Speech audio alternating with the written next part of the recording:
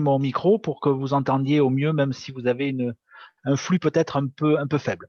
Bon, j'aurai l'occasion de me présenter dans les diapos, plusieurs diapos. Valérie, s'il te plaît, est-ce que tu peux partager l'écran et mettre la première slide?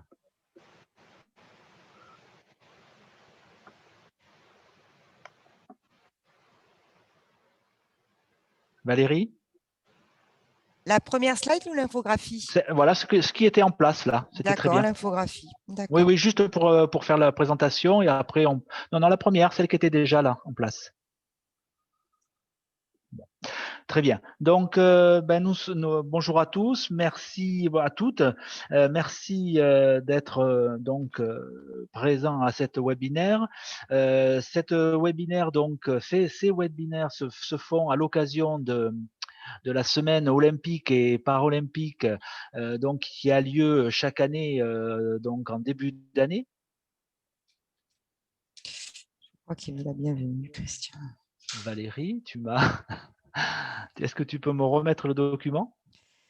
Mais je veux bien, mais je croyais que c'était que tu voulais celui qui C'est était pas grave, c'est précédemment. pas grave, je m'adapte. Allez, je te remets celui-ci. Ouais, voilà. Remets-moi celui-ci puisque j'avais commencé. Voilà, Salut. parfait. Voilà, donc ces semaines olympiques et paralympiques se déroulent en début d'année et cette année, donc, elle a lieu du 1er au Tout 5 est éteint février. là, Didier. Oui, nous sommes donc à notre 8e webinaire aujourd'hui. Voilà, donc elle durera environ 1h30, 2 heures en fonction de votre participation et des questions éventuellement que vous aurez à poser à nos intervenants. Nous aurons l'occasion de voir donc 3 messages de 3 personnes, de 3 parrains prestigieux en la personne de Roxana Maracineanu, notre ministre des Sports, rattachée au ministère de l'Éducation nationale et Jean-Michel Blanquer depuis peu. Tony Estanguet, donc le grand ambassadeur des Jeux Olympiques de Paris 2024, et Kevin Meyer, sportif de haut niveau, champion du monde, recordman du monde du décathlon, et notamment sur une grande compétition qu'on aura l'occasion de reparler avec Nicole Durand dans quelques minutes, Kevin Meyer. Voilà. Donc l'option d'affichage, je vous l'ai donnée. Si vous voulez avoir l'intervenant et la slide qui défile devant vous, vous mettez sur affichage, vous mettez côte à côte intervenant. Valérie, s'il te plaît, tu passes à la diapo suivante. Voilà, donc aujourd'hui, nous sommes à la webinaire et l'atelier donc numéro 8, donc présenté par l'UNSS, comme l'a décrit Claude Dorioren. Le thème, c'est l'événement sportif, les grands événements. Donc, dans sa façon d'aborder ces grands événements, d'abord peut-être un projet, ensuite pendant l'événement et pour préparer l'événement, une logistique. C'est aussi une aventure humaine avec un groupe. Enfin, nos intervenants auront l'occasion de rentrer dans les détails. C'est également aussi une possibilité de manager des équipes, de manager des partenaires. Et donc, ça requiert un certain nombre de compétences, sachant qu'à l'issue de l'événement, toujours, il y a un retour économique, financier, un retour de mémoire par rapport à ceux qui ont participé activement ou en tant que spectateurs, téléspectateurs. Donc, comme je vous le disais, nous en sommes à la 5e semaine olympique et paralympique cette année, du 1er au 5 février. Nos 3 ambassadeurs, Roxana Maracineanu, comme je l'ai décrit tout à l'heure, Kevin Meyer et Tony Estanguet. Nous aurons l'occasion de faire un peu plus leur présentation d'ici peu. L'animateur aujourd'hui, moi-même, Christian Durieux, je suis professeur de PS à l'origine, je suis directeur régional adjoint de l'UNSS en ce qui concerne l'Académie de Bordeaux. Je suis spécialisé dans l'activité rugby et donc je suis délégué technique national, c'est-à-dire qu'au niveau national, je gère les compétitions, championnats de France en ce qui concerne l'activité rugby. Je suis également membre de la Ligue de rugby Nouvelle-Aquitaine, responsable de la commission des académies des pôles espoirs, enfin, en fait, si vous voulez, les viviers des équipes de France, sachant que dans notre région, nous en avons 6, ce qui représente pratiquement un tiers des effectifs académies sur la France. Et comme va également en parler Monsieur Abderrahmane Agueb dans quelques minutes, je suis aussi membre du comité local de coordination Nouvelle-Aquitaine en ce qui concerne la Coupe du Monde pour 2023 et sa préparation. Nos intervenants, donc, on y reviendra avec un peu plus de précision tout à l'heure quand ils interviendront. Nous avons donc Nicole Durand. Je la laisserai se présenter, mais vous pouvez effectivement voir qu'elle est retraitée. Elle était chargée de communication chez France Télécom. Elle est très engagée dans le bénévolat depuis de nombreuses années. Cofondatrice de l'AVB 98, présidente de l'ADEME. Elle aura peut-être l'occasion de rentrer dans les détails, mais surtout, elle est là aujourd'hui en tant que, je dirais, responsable de l'association organisatrice du Decastar jusqu'en 2019. Voilà, elle a arrêté cette activité, mais c'est déjà très prestigieux tout ce qu'elle a pu faire et elle aura l'occasion d'en parler. Elle est présidente d'honneur du meeting Handisport de Talence, chargée de mission auprès du président de la Fédération française d'athlétisme et je crois savoir que c'est justement cette chargée de mission au niveau des scolaires. Donc, nous aurons l'occasion de la rencontrer de nouveau. Xavier Parenteau, également présent, directeur associé de ERI Conseil. En expertise, donc au niveau expertise, management, responsable des grands événements sportifs internationaux et des équipements recevant du public multifonctionnel, stade, arène, salle de spectacle. Innovation, conception et pilotage de feuilles de route, relations, parties prenantes, achats responsables, conduite du changement, établissement recevant du public, accessibilité, expérience, 7 ans de direction développement durable au sein du plus grand stade multifonctionnel de France, le Stade de France, 20 ans d'expérience dans l'événementiel et le tourisme. Abderrahmane Agueb, donc, qui est le pilote du comité local de coordination Nouvelle-Aquitaine de la Coupe du Monde de rugby 2023 et rugby au cœur, qui fait partie du CLC, donc, qui fait partie du comité local de coordination. En tant que joueur, c'est un joueur illustre. Vous voyez ces clubs, ces divers clubs, Stade Ocès Tarbé, Stade Bordelais, le SBUC, à l'époque où Bernard Laporte, je crois, participait, également du rugby club toulonnais, et joueur également donc de la section paloise. Un titre de vainqueur de la Coupe de France en 97, vainqueur du Challenge européen en 2000, des sélections internationales et une qui nous paraît particulièrement importante, en tout cas significative, en 1986, il a fait partie de l'équipe de France scolaire UNSS. Et en 92, l'équipe de France Espoir en tournée au Zimbabwe. Claude Dorioren, donc le professeur de PS agrégé que vous avez entendu qui a présenté l'UNSS, il est directeur régional de l'UNSS en ce qui concerne l'Académie de Bordeaux. Il est élu au bureau exécutif du CROSS, le CROSS étant le comité régional olympique Nouvelle-Aquitaine, et il est membre de la conférence régionale du sport. Voilà, très bien. On va passer, je pense, au petit clip de nos ambassadeurs. Alors, je laisse Patricia lancer la petite vidéo. Pas de souci, merci Valérie. Voilà, ce sont un clip vidéo qui a été réalisé spécialement pour notre semaine olympique et paralympique, et je dirais même spécialement pour notre région et Académie de Bordeaux.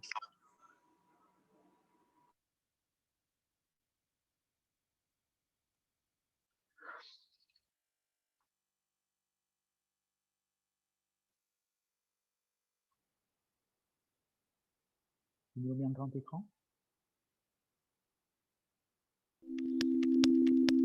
Danser Paris 2024, c'est l'envie de partager avec vous une histoire, des valeurs, des émotions.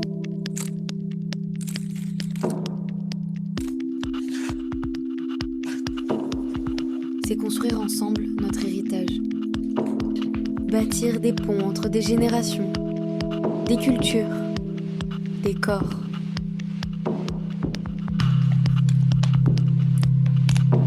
C'est rêver d'harmonie plus que d'unisson, Nous voulons appartenir à cette histoire qui s'écrit à plusieurs, avec nos différences et notre identité commune.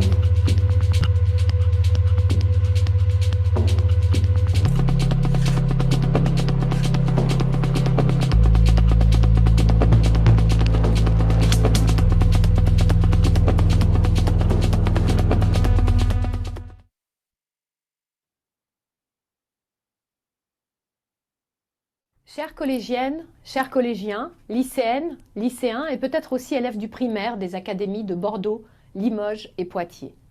Cette semaine olympique et paralympique, organisée par l'UNSS de Bordeaux et par le CROSS Nouvelle-Aquitaine, c'est votre semaine.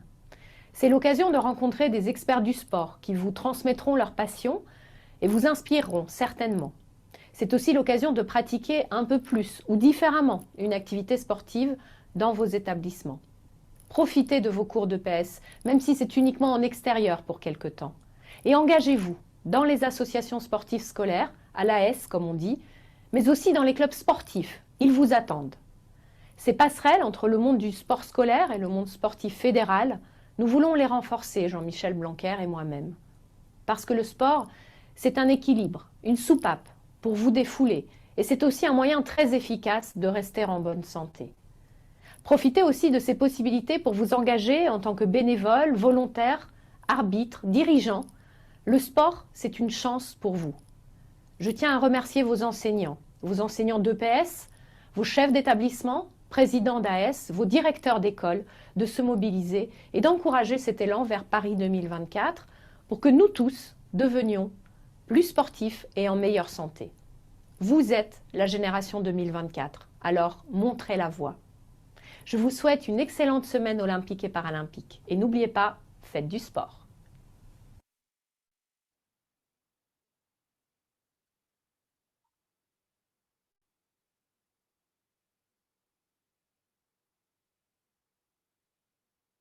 Bonjour à toutes et à tous, c'est Tony Estanguet, triple champion olympique de canoë et président de Paris 2024. Cette semaine, c'est la 5e semaine olympique et paralympique organisée partout en France, dans les écoles, les collèges, les lycées et les universités. La SOP, c'est une semaine dédiée au sport, à sa pratique bien sûr, mais aussi à tous les bienfaits qu'il peut nous apporter au quotidien. Pour notre santé, pour le lien social, pour la diversité, pour l'inclusion et pour la mixité. Et vous avez de la chance car grâce à l'UNSS Bordeaux et au CROSS Nouvelle-Aquitaine, vous allez pouvoir vivre la SOP à 100%. Tout au long de la semaine, des professeurs, des experts, des athlètes et des acteurs du mouvement sportif vont partager avec vous leur expérience et leur vision du sport sur de très nombreux sujets. Place des femmes, impact sur l'environnement, ou encore engagement bénévole. Le programme est très riche et permet à chacun de s'informer sur les sujets de son choix.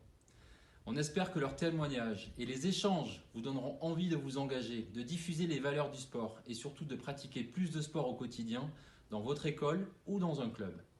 Cette SOP, c'est aussi l'opportunité d'en savoir un peu plus sur les Jeux Olympiques et Paralympiques de Paris 2024 et de vous engager pour être prêt à accueillir les plus grands champions et les spectateurs du monde entier dans un peu moins de 4 ans. Merci à tous les professeurs, aux encadrants, aux dirigeants et à tous ceux qui ont contribué à organiser cette semaine. Bonne SOP à tous et à bientôt.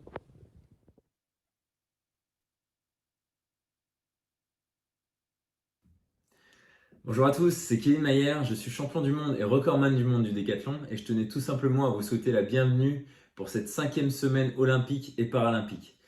La crise sanitaire nous a fait nous rendre compte de l'importance du sport dans nos sociétés, pour notre santé, pour notre bien-être. Le mouvement est quelque chose de primordial pour l'être humain et on s'en est rendu compte avec le confinement. Personnellement, le sport a toujours été une grande partie de ma vie. J'ai toujours rêvé d'être aux Jeux Olympiques et maintenant je rêve d'être champion olympique. Si je devais donner un conseil personnel, ce serait de faire du sport pour le plaisir et non pas pour la performance, car pour moi la performance vient avec le plaisir. Pour les jeunes, profitez du sport à l'école. Peut-être qu'un jour, vous découvrirez votre passion à travers ça. D'ailleurs, je tiens à remercier tous les acteurs responsables du mouvement de l'éducation par le sport, notamment les professeurs de sport. Merci pour votre passion et merci pour votre engagement. Je vous donne rendez-vous très bientôt aux Jeux Olympiques de Tokyo notamment, mais surtout aux JO de Paris 2024, car ce sera une grande fête du sport et je vous donne tous rendez-vous là-bas. Bonne journée à tous et à bientôt.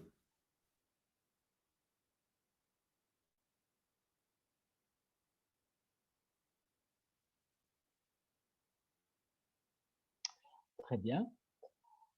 Merci pour cette introduction et merci bien sûr à nos ambassadeurs qui ont vraiment eu le professionnalisme et vraiment la gentillesse d'intervenir et de nous introduire chaque webinaire. Nous allons donner la parole à nos intervenants. Donc, pour suivre, je dirais, l'ordre protocolaire et de galanterie, nous allons donner la parole à Madame Nicole Durand, en première place. Valérie, si tu pouvais remettre sa slide de présentation, ça nous permettrait de revoir un petit peu le curriculum vitae de Madame Durand.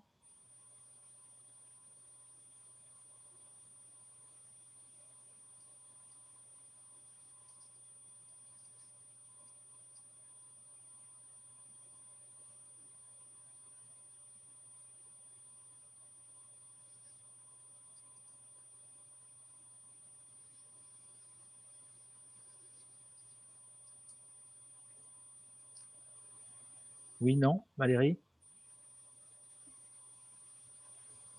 Je vais le refaire en 2 mots. Je vais arriver peut-être moi-même à le... Voilà.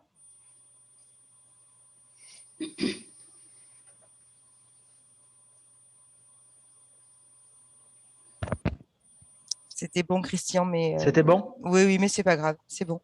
Voilà. Le tien y est. Parfait. Madame. Voilà, Nicole, c'est à toi. C'est à moi. Bon, eh bien, écoutez, tout est écrit ici. Bonjour d'abord à toutes et à tous. Donc, je suis Nicole Durand, je suis retraitée. J'ai eu une vie professionnelle dans la communication chez France Télécom. Et c'est vrai que très tôt, je suis engagée dans le bénévolat depuis de nombreuses années.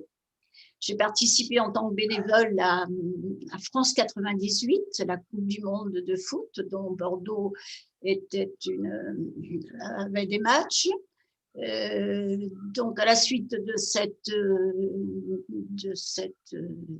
Coupe du Monde, j'ai cofondé avec un ami une association qui s'est mise à la disposition des associations sportives. Attends, excuse-moi.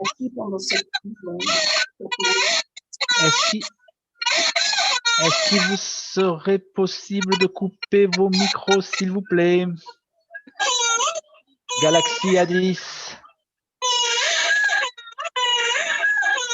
Non, je pense que tu peux couper le micro. Oui, je suis en train d'essayer d'aller le chercher. C'est Galaxy. Excusez-moi une seconde. Non, je ne vois pas où est-ce qu'il est, ce Galaxy. On est en direct d'une crèche. On va faire un signalement là. Ah voilà, ça y est. Bonjour, est-ce qu'on peut l'enlever du groupe? Je ne sais pas si je l'enlève, mais en tout cas, Oui, c'est mieux parce que... je peux lui couper le son. Attendez une seconde. Oui, oui. Excusez-moi. Je peux lui couper le son.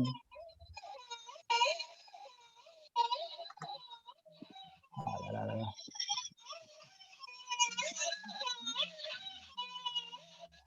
J'arrive pas.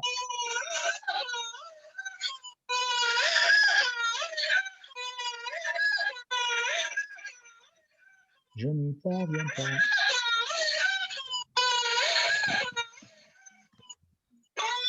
Claude, tu sais comment on fait exactement? Tu peux venir en aide? Je recommence. Attends une seconde, Nicole. Une seconde. Ah ben je pense que c'est bon. Merci. Je pense que c'est bon. Je pense que je suis arrivé. Donc, écoutez, je recommence par saluer tout le monde. Bonjour à toutes et à tous, parce que j'ai vu qu'il y avait pas mal de monde qui s'intéressait à ce webinaire. Donc, moi, je suis retraitée. Auparavant, comme je vous l'ai dit, j'étais chargée de communication chez France Télécom. J'ai participé aussi à de grands événements dans la mutation de France Télécom. Après, je me suis engagée depuis de très, très nombreuses années dans le bénévolat en tant que membre actif et puis ensuite dirigeant. À la suite de France 98, Je crois que c'est pareil. Hein. Je n'y arrive pas. Tu peux presser souris pour. Il y a un right-click que tu peux faire right-click et l'enlever du groupe. Comment je fais pour l'enlever du groupe? Right-click sur la personne sur Galaxy A10. Je pense qu'il y a. J'y arrive pas à l'enlever. C'est promis, on lui fera un On y va par quel biais? Par participant? Bouton droit. Sûrement, hein. Il faut aller sur les participants. Je ne pas l'enlever.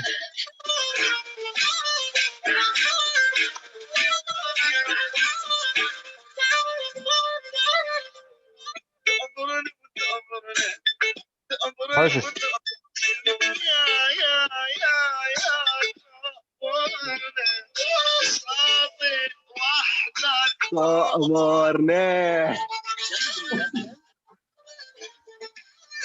c'est musique en arabe.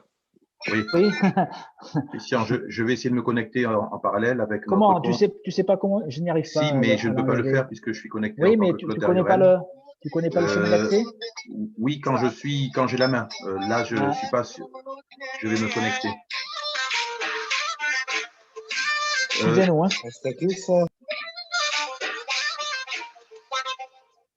WSM Best of the Best.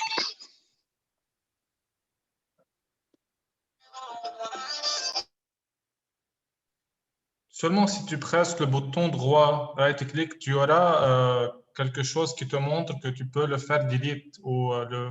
Oui, je comprends. J'ai essayé, mais ça ne fait rien.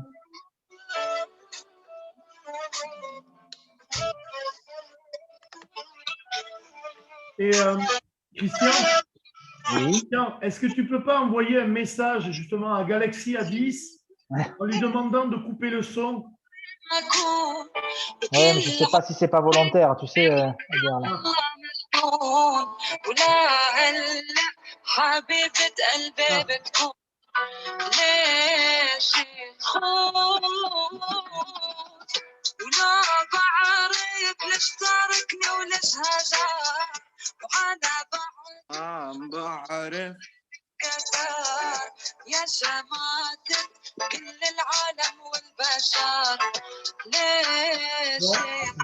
Excusez-moi, hein, mais moi j'essaie de trouver les qui c'est, merci de lui dire, oui, ben oui. J'ai envoyé un message sur le portable de cette personne.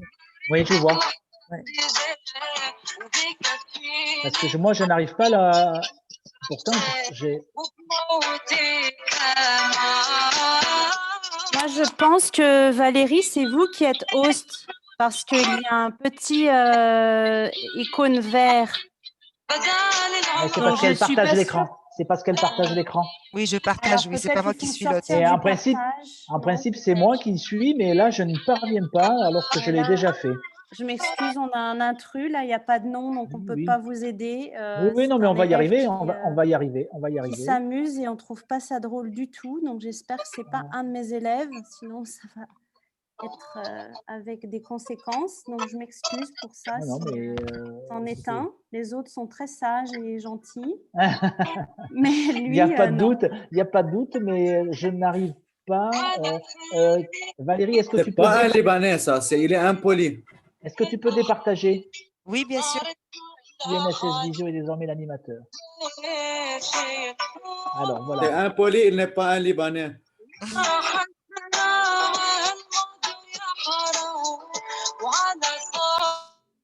Merci, et il faut sortir. Oui, et je me suis connecté, je vais essayer de sortir. C'est bon, on peut continuer. Nicole, on avait écouté les 2/3 de ton CV. Je vais sortir. Hein. Aïe, aïe, aïe.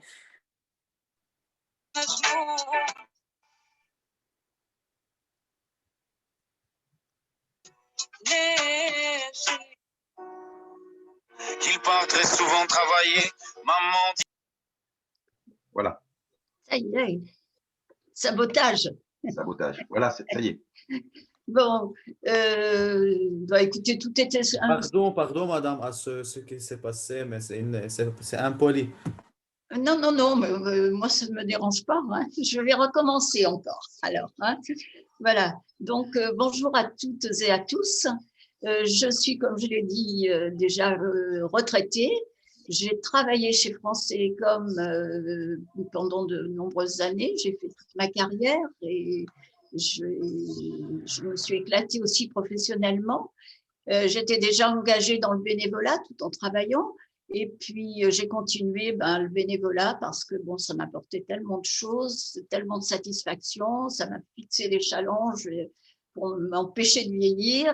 Et voilà, donc je continue encore.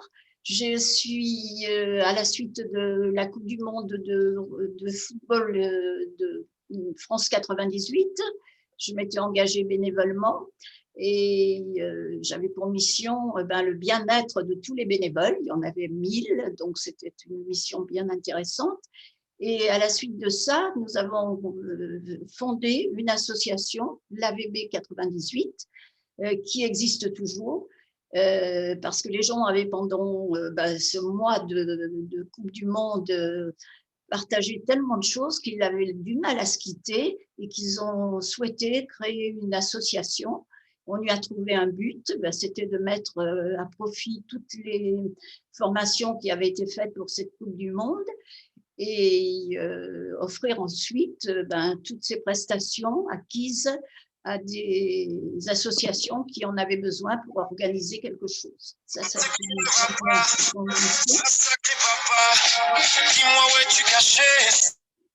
Ensuite,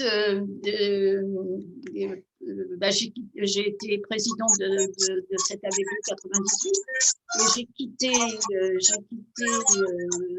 la présidence pour suivre mon mari dans une autre mission, le Décastar. C'est surtout le Décastar que je vais vous parler aujourd'hui. Le Décastar, c'est une épreuve, un meeting international qui est une étape du challenge mondial I2AF, World Athletics aujourd'hui, c'est-à-dire la Fédération internationale d'athlétisme, et qui regroupe des décathloniens et des heptathloniennes. C'est-à-dire que c'est un meeting qui dure 2 jours, 10 épreuves pour les hommes et 7 épreuves pour les femmes. Ce Décastar est organisé depuis 42 ans à Talence, en banlieue de Bordeaux, et c'est la seule étape française de ce challenge. Il a été créé en 1976 à la suite des Jeux Olympiques de Montréal, auxquels participait Guy Drut, qui était champion olympique du 110 mètres haies lors de ces championnats. Et quand il a été interviewé à l'arrivée, on lui a demandé qu'est-ce que vous allez faire maintenant, quels sont vos projets? Et comme c'était un ancien décathlonien qui avait envie de revenir au décathlon, il a dit j'irai à Talence, je crois qu'ils organisent un décathlon et j'irai à Talence. Et dans la foulée, il est venu faire son décathlon à Talence. Déjà, la notoriété d'un champion olympique sur Talence, ça a commencé à attirer un petit peu du monde. Et pendant quelques années, ce Décastar, qui ne s'appelait pas Décastar, mais qui s'appelait le Meeting international de Talence, a continué à monter en puissance. Et puis, un jour est arrivé où, malheureusement, France Télévisions, qui apportait une somme importante pour ce meeting, a changé complètement de politique et a lâché l'association, l'ADEME, organisatrice de ce Décastar, et il y a eu de grosses difficultés financières. Donc, pendant 3 années, pas de bilan, pas de malversation, mais un manque d'argent très net, des prestataires qui n'avaient pas été payés, la confiance avait disparu, etc. Et le Décastar allait terminer sa course aux grandes dames du maire de Talence qui s'était beaucoup investi pour ce meeting. Je ne sais plus trop par quel hasard mon mari qui était directeur financier d'une multinationale, a rencontré le maire, qui lui a parlé de ses soucis, et il lui a dit, eh bien, écoutez, faites-moi un plan et on verra ce qu'on peut faire. Donc, mon mari a monté un plan et le Décastar, le maire a accepté ce plan et le Décastar a pu repartir tant bien que mal avec des années très difficiles, très dures. On a retrouvé la confiance, on a retrouvé beaucoup d'amis qui sont venus autour de nous, des professionnels, tant dans l'organisation logistique que dans les finances, etc. Et ce Décastar a pu redémarrer. Et c'était dans les années 2000-2003. Et au lieu de disparaître, eh ben, il a commencé à monter en puissance, à être mondialement connu et reconnu, adoré par les athlètes qui venaient et qui trouvaient que Talence, c'était la meilleure étape du challenge. Et ça s'est terminé par le record du monde de Kevin que vous avez vu tout à l'heure et qui vous a donné ce petit message d'accueil. Et Kevin Mayer qui a battu le record mondial détenu par Ashton Eaton depuis les Jeux Olympiques de Rio. Voilà, que dire de plus sur l'historique de ce meeting?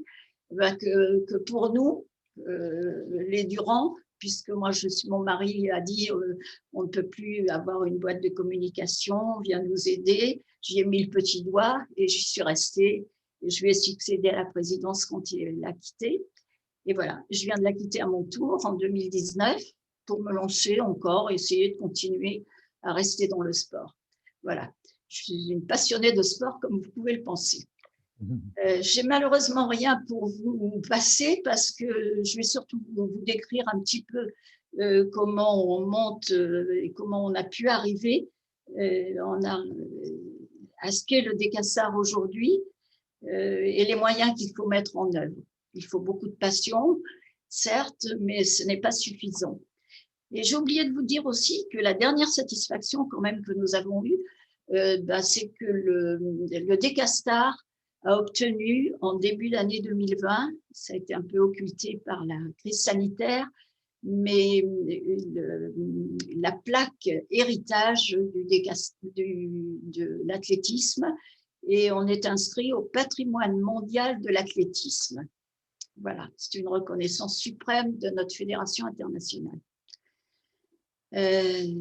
Voilà pour un petit peu cette historique, parce que qui est parti de rien, et combien en 15 ans, 17 ans quand même de travail acharné, on peut arriver avec passion à faire quelque chose de grandiose pour les athlètes, pour le public et pour soi-même. Le sport amène des satisfactions qu'on ne connaît peut-être pas ailleurs. Voilà, je peux passer. Qu'est-ce que vous souhaitez, Christian? Que je parle un peu comment on organise un grand meeting, comment... Oui, alors voilà, vous pouvez effectivement passer à cette phase-là de l'organisation. On vous donne, puisqu'en plus vous avez été bien ennuyé au début de votre intervention, je vous laisse entre 5 et 10 minutes. J'ai une question qui est apparue et qui me semble fondamentale et qui sûrement vous est aussi très touchante. La question était la suivante: qu'est-ce que le bénévolat? Le bénévolat, c'est donner de son temps au service de quelque chose. Ça peut se faire pendant qu'on travaille. On peut trouver le plaisir de s'engager dans une association humanitaire, dans une association sportive, culturelle. Moi, au début, j'ai travaillé beaucoup dans le culturel. J'ai fondé, avec mon mari, on a été très, très moteur dans la fondation et la création des maisons de la culture, Très bien. Très bien. En fait, c'est un engagement gratuit. Gratuit. Ah oui, voilà, oui. Voilà, on y laisse de l'argent, parce que quand on a pris, on y laisse même parfois de l'argent. Mais on est tellement, c'est une tellement belle histoire là d'hommes et de femmes de cœur. C'est une aventure humaine qui apporte des satisfactions et il n'y a aucune notion d'argent qui peut entrer en compte dans ce qu'on peut donner. Très Voilà. bien, je vous laisse poursuivre. Oui. Par rapport à l'organisation, vous comptez de 8 minutes, 8-10 minutes. Oui, voilà. Ben, une organisation, c'est à l'année. Hein. Voilà, c'est à l'année. Il y a un avant, il y a un pendant et il y a un après. Donc, l'avant, eh ben, il faut, pour monter un meeting comme le Décastar, ben, il faut déjà avoir de l'argent. L'argent, on va le trouver chez les partenaires. On a la chance, nous, maintenant, d'être bien connus, reconnus en Aquitaine. Donc, tous nos institutionnels s'engagent. Bordeaux Métropole, la région, le département et la ville de Talence qui, elle, est très fière de son Décastar puisque, d'ailleurs, les athlètes, ils ne parlent pas de Décastar, ils disent Talence. Ils vont à Talence, ils sont sur Talence. On dit plutôt Talence. Donc, pour la notoriété de la ville, c'est très important aussi. Et ils nous suivent généreusement. Et il faut dire que c'est un budget quand même important, je ne vais pas le cacher, presque 800 000 € à trouver chaque année. Ensuite, il y a des partenaires. Alors là, eh ben, on fait jouer beaucoup le réseau, la confiance, il y a un tas de choses. Et on vend entre guillemets des prestations en échange d'une somme d'argent. Ça, c'est les sponsors. Et en contrepartie d'un financement, on leur offre de la visibilité, du réceptif, parce qu'on a un superbe village VIP où ils se rencontrent, où ils peuvent inviter, et où ils se rencontrent. C'est un lieu d'échange et de la visibilité. Et puis, souvent, parfois même, oui, c'est vrai, et assez souvent, les partenaires s'engagent pour une communication interne. Les valeurs du sport correspondent parfois à ce qu'ils veulent faire passer à leurs équipes pour les motiver. Donc, les partenaires trouvés, on peut commencer à rechercher les athlètes. Enfin, ça se fait d'une manière concomitante. On va rechercher les athlètes. On suit d'abord, c'est un meeting international, donc on est très proche de leurs activités et on essaie d'attirer toujours les meilleurs à Talence pour attirer là le public et les médias. Excusez-moi de vous couper, combien il y a environ de public? Ça représente sur les 3 jours, hein, c'est 3 journées, je crois, ou 2 journées. Oui. Combien il y a de public en tout? Ça représente environ 15 000 personnes. Hein. C'est un petit stade, mais vraiment, ce sont que des fidèles et des gens qui sont passionnés. Et combien d'athlètes? Alors, athlètes, nous, on en a une quarantaine à peu près, un peu plus d'hommes que de femmes. Voilà. Et qui viennent bien sûr du monde entier. Du monde entier, et on essaie toujours d'avoir les meilleurs. Très bien, je vous laisse continuer. Je vois apparaître des questions, donc ça permet d'étayer vos propos. C'est vrai. Bon. Alors après, il faut organiser tout ça, mettre tout ça en musique. Et il y a un conseil d'administration, un bureau, et puis surtout un comité d'organisation du meeting qui coordonne toutes les commissions. Alors, qu'est-ce qu'il faut dans un comité d'organisation pour un meeting comme Talence? Il faut d'abord une logistique très, très forte. Hein, parce que d'abord, alors trouver les partenaires, je vous l'ai dit,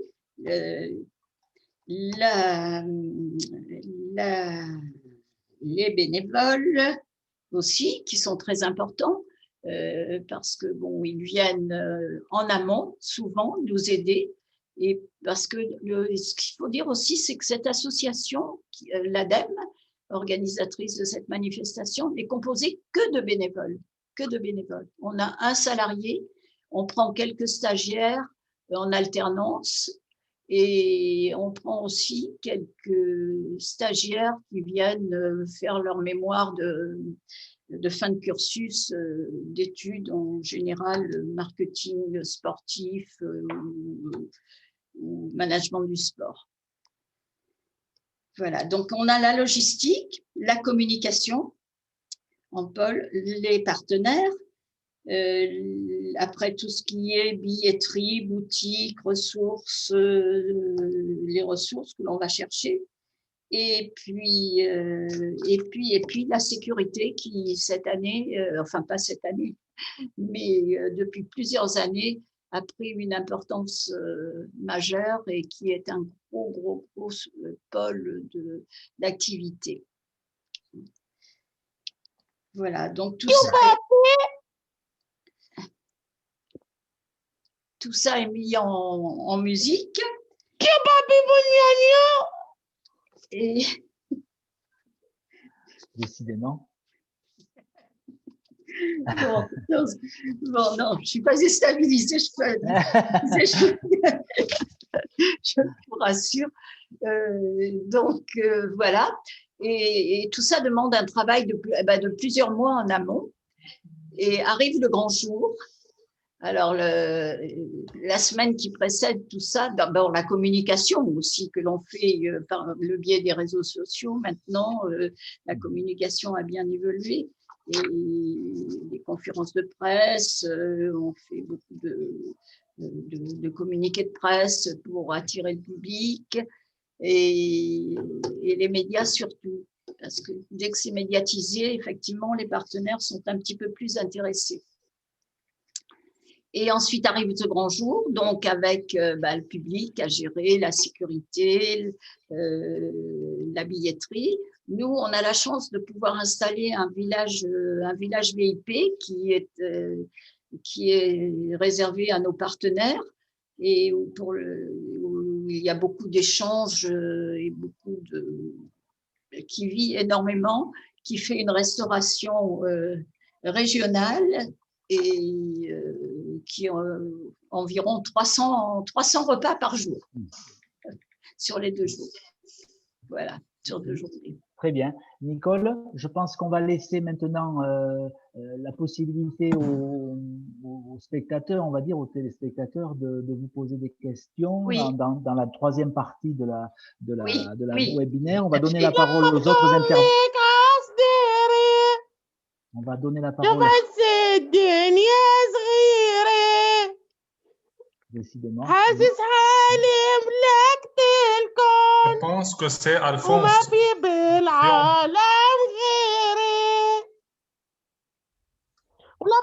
On va lui couper la parole, hein. Je pense que Claude bien sûr.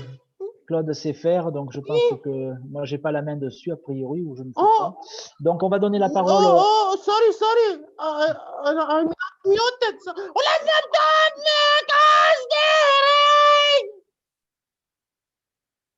Claude. Donc on va donner la parole à Xavier Parenteau. Voilà notre 2e intervenant qu'on va laisser donc présenter. Bonjour à tous. Son intervention. Merci Xavier. J'espère que tu ne vas pas être coupé de la même façon. C'est pas un problème. En revanche, moi, Christian, je te propose de me couper régulièrement pour me poser des questions et me demander et rebondir sur ce que je dis. Très bien. De toute façon, je suis les questions parce que les participants posent des questions et donc je me permets de m'intercaler dans tes propos et éventuellement l'étayer par des réponses. Et en l'occurrence, il ne faut pas hésiter. Alors, je suis ravi, merci de m'avoir proposé d'intervenir pendant cette semaine olympique, très importante comme ça a été souligné en introduction. Moi, je suis peut-être le moins sportif de tous dans l'ensemble, mais en revanche, ça fait effectivement 20 ans, 25 ans maintenant que je travaille dans le sport de haut niveau ou les grandes compétitions, entre autres. Après un parcours scolaire que je qualifierais de sportif parce que j'ai changé d'écurie très régulièrement au plus grand plaisir de mes parents. Donc j'ai fait un petit tour de l'Île-de-France de différents collèges et lycées pour finalement faire un bac technologique orienté en marketing et en gestion un IUT de gestion et me retrouver en école de commerce. Donc, ça a été un peu un parcours alambiqué. Mais dans ce parcours-là, depuis que j'étais petit, je travaillais toujours des stages, des activités parascolaires, etc., dans le spectacle, l'événement. Et j'étais passionné par ce domaine-là. Et j'ai croisé la route, à force de travailler dans le spectacle, y compris dans ses loisirs, mais on croise la route des acteurs du spectacle et du sport. Et j'ai croisé la route d'un acteur au nord de Paris qui s'appelle le Stade de France. Et j'ai eu le plaisir de m'y retrouver dès 1997. C'est-à-dire qu'il faut se rappeler que ce stade, il a été construit dans un premier temps pour la Coupe du monde de football en 1998 qui a été organisée donc en France. Et c'était une des pièces majeures du dispositif. Et il a été donc livré en 97. Et moi, j'ai démarré là-bas en 1997. D'ailleurs, pour un sujet qui n'était pas attendu et qui n'avait pas forcément de rapport avec la Coupe du Monde, c'était pour l'ouvrir aux visites. Ça veut dire que c'était un stade qui était préparé pour une compétition et en fait, on devait aussi l'ouvrir au quotidien, faire des parcours de visite, des musées, des boutiques pour que les futurs spectateurs de la Coupe du Monde et les amateurs de sport et de spectacle puissent venir voir ce qu'est cette espèce d'énorme machines au nord de Paris, parce que ce qui est vrai, c'est que c'est une exception architecturale, c'est un très grand stade, c'est un village, c'est une ville. Pour ceux qui ont eu la chance d'y aller ou d'y jouer, c'est assez impressionnant. Il fait partie de ces grands écrins mondiaux. Alors, quelques petits chiffres rapides de mémoire. Le Stade de France, c'est en gros, en version football, c'est 80 000 spectateurs. En version athlétisme, c'est autour de 70 000. Et en concert, ça peut aller jusqu'à 90 000, 100 000 personnes à l'intérieur du stade. Ça veut dire qu'il faut travailler autour pour accueillir, pour mettre en sécurité, pour faire les sandwichs, pour tailler le gazon, pour faire que tout ça fonctionne correctement. Ça veut dire qu'au quotidien, dans le stade, dans la société qui gère le stade, il peut y avoir jusqu'à 200 personnes à peu près tous les jours. Mais les jours d'événement, on est allé jusqu'à 10 000 personnes qui travaillaient dans le stade ou ses alentours. Alors, 10 000 personnes, je vais prendre le cas de, notamment, alors les Coupes du Monde, ça c'est un peu particulier, je vais prendre le cas de la finale de la Champions League en football, où vous aviez 10 000 accrédités dans et autour du stade, ce qui fait qu'on peut avoir, on a une ville, en fait on a une ville qui s'ouvre pendant 6 heures, 7 heures, de 90 000, 100 000 personnes, et donc avec tous les soucis qu'on peut avoir dans une ville, aussi bien les enjeux de sécurité que les enjeux de santé, de prévention, des risques évidemment, et puis d'accueil et de tous les services qui vont avec. Voilà, alors 17 ans au Stade de France, ça m'a permis de contribuer à 2 candidatures olympiques, Paris 2008 et Paris 2012, et puis de voir de près ce qu'était une Coupe du Monde alors, en 98, ce qu'était un championnat du monde d'athlétisme. Alors là, c'est pour moi un des événements phares parce que ça a été sublime. Les épreuves handisport et les épreuves valides étaient croisées. Donc, ça veut dire que le même jour, on avait le mélange d'épreuves, ce qui fait qu'on a vécu des épreuves handisport avec des stades pleins, ce qui était assez remarquable et ce que je trouvais génial.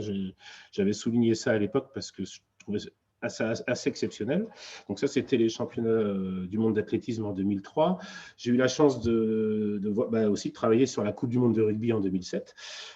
Et c'est là d'ailleurs que j'ai changé de métier, puisque à partir de 2007, avec notamment cette Coupe du monde qui arrivait avec des grosses ambitions environnementales, se sont posées beaucoup de questions autour de ce qu'on appelle le développement durable, c'est-à-dire en gros ce qu'on fait en impact négatif et ce qu'on peut faire en impact positif quand on a le choix et quand on peut prendre des décisions dans ce sens-là. Et ça, à l'époque, c'était assez novateur dans le monde du sport et du spectacle, puisque pas grand monde se posait la question. Et moi, mon DG s'est retrouvé face à une Coupe du monde de rugby qui lui demandait combien de déchets on avait, quelle énergie on utilisait, combien de carbone on dégageait. On ne savait pas répondre à tout ça. Nous, on savait compter les sous et les factures. Parallèlement, la mairie de Saint-Denis qui nous demandait, et les plaines communes, c'est-à-dire le territoire autour du Stade de France, qui nous demandait oui, mais alors, vous faites combien d'emplois et puis vous faites travailler qui, au fait, à Saint-Denis, quel commerçant, quelle petite entreprise? Alors nous, on n'était pas capable de répondre en finesse, puisque tout ça, on ne le mesurait pas et on ne le travaillait pas nécessairement volontairement. Et puis l'État, le ministère des Sports, qui lui aussi commençait à mettre en place une stratégie de développement durable dans le sport, qui nous posait un peu toutes ces questions. Donc là, le DG du stade en 2007 m'a dit « Xavier, tu connais bien la machine, est-ce que ça t'intéresse de travailler ces sujets-là » Et donc là, j'ai mis le pied là-dedans. Et depuis 2007, je ne fais que ça. Aujourd'hui, je ne suis plus au Stade de France, je suis consultant. J'ai eu le plaisir de travailler sur la candidature Paris 2024 et de les amener avec la contribution développement durable à être certifié et à faire de ce dossier un dossier gagnant. Et puis aujourd'hui, on continue à travailler sur les Jeux Olympiques, mais on continue surtout à travailler avec beaucoup d'acteurs du sport différents. L'Union Bordeaux-Bègles pour être dans la région bordelaise, mais pas que, des clubs de foot, des clubs de jockey, la Fédération française de tennis, enfin tous ces gens que j'accompagne qui ont des organisations d'événements à mettre en place et qui sont soumis aux mêmes questions que celles que je vous ai évoquées. Xavier, une question dans l'assistance. Comment l'entreprise qui organise l'événement, alors l'événement lambda, est-elle choisie? Alors, en fait, alors moi, je vais parler au nom de l'équipement sportif. Alors, vous imaginez votre stade régional. Alors, ici, à Bordeaux, ce sera le Matmut. On a deux rôles quand on est stade. Alors, déjà, les stades, souvent, ça s'appelle stade, mais en fait, il faut voir que ce sont des outils multifonctionnels maintenant. La preuve, c'est que j'ai été embauché pour faire du tourisme. Bon, ça veut dire qu'il y avait autre chose que du rugby, du football, de l'athlé et des concerts. Et si on dit déjà rugby, football, athlé, concert, ça veut dire 4 disciplines très différentes, parce que pour ceux qui ne le savent pas, mais les pelouses de rugby et les pelouses de foot, ce ne sont pas tout à fait les mêmes. Il faut trouver des compromis entre les deux. Un stade d'athlétisme, bien entendu, ce n'est pas un stade de foot ni de rugby, puisqu'il y a une piste, et cette piste éloigne les spectateurs du football et du rugby des bords. Donc, c'est déjà un deuxième niveau de fonctionnalité.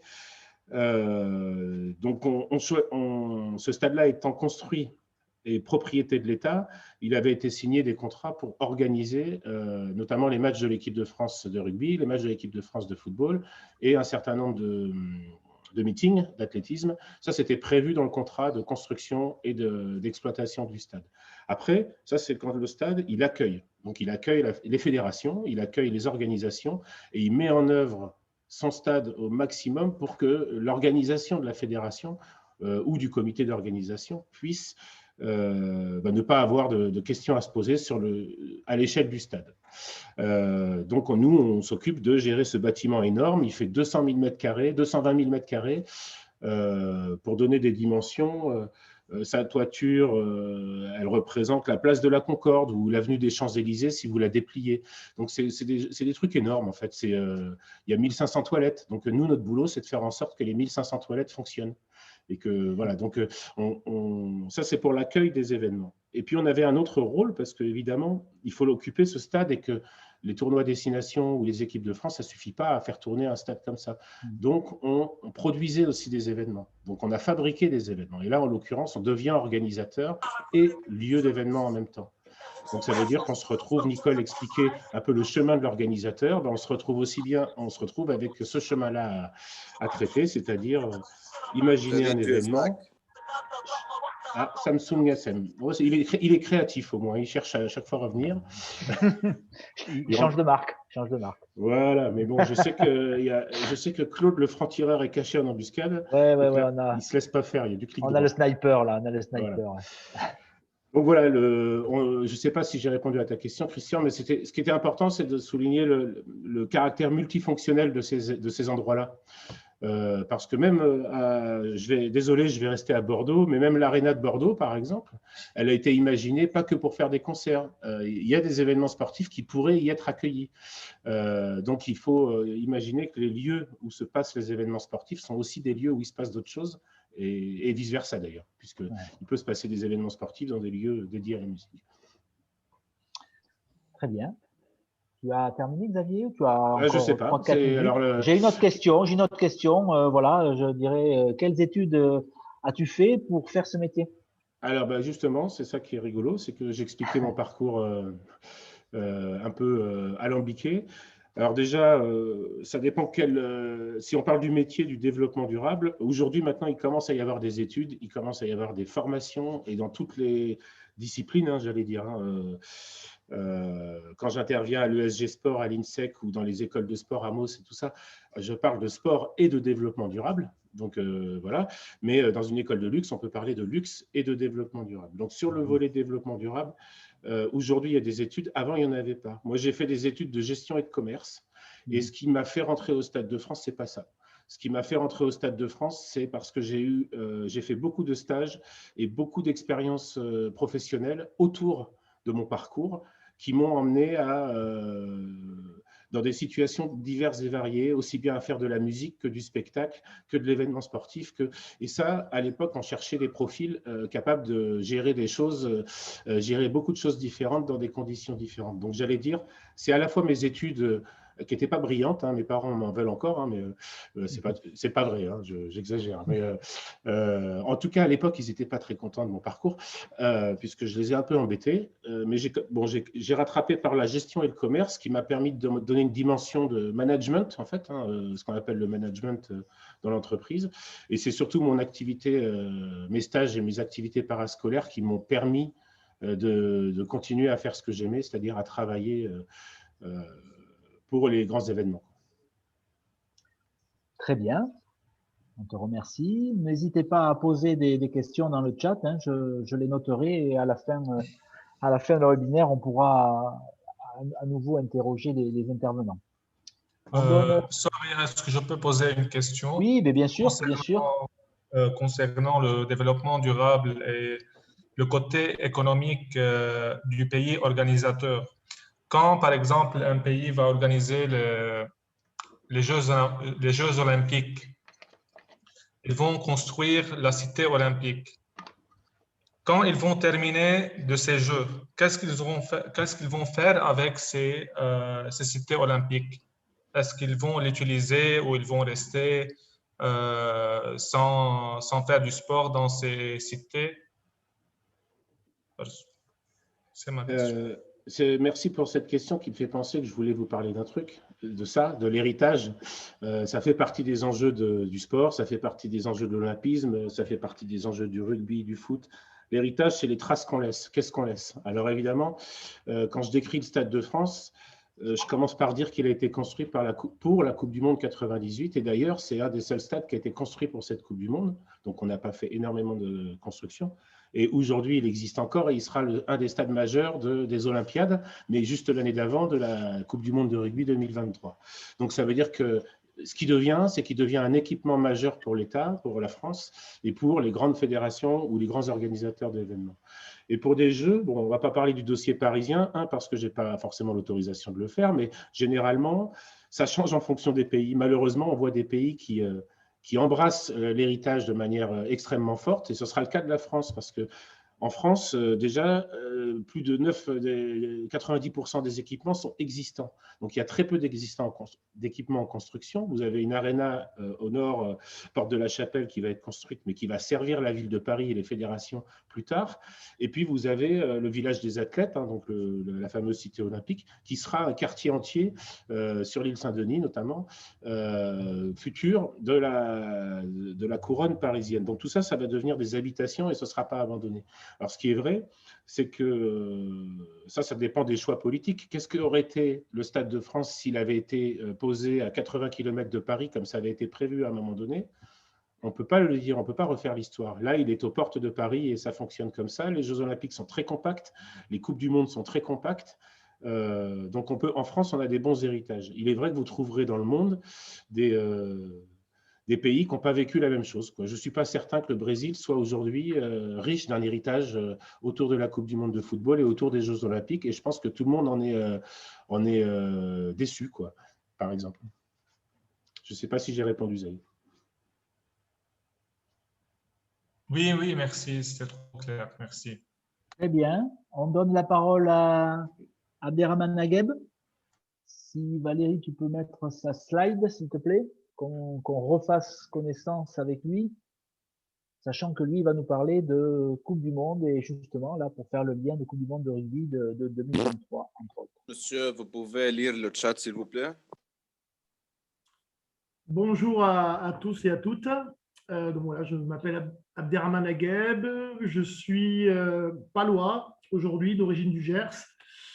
J'ai 51 ans, je suis un ancien rugbyman professionnel. En tout cas, j'ai connu l'évolution du rugby, parce que j'ai connu le rugby amateur, semi-pro et professionnel. Donc, j'ai continué dans l'évolution et le professionnalisme de ma passion. Aujourd'hui, je suis chef d'entreprise de conseil, puisque je travaille pour une compagnie, pour une société de courtage en assurance. Et sur le plan de vue sportif, je suis donc un ancien joueur où j'ai évolué au Southwest Tarbais. J'ai joué également à Bordeaux, donc effectivement avec Bernard Laporte, de 93 à 95. Je suis parti sur la rade avec le club du rugby club toulonnais, et en 96, donc je suis venu revenu dans le sud-ouest qui m'est cher, et pour évoluer pendant 6 ans dans la section paloise. Voilà, pour l'anecdote, effectivement, d'où l'importance en fait de l'UNSS.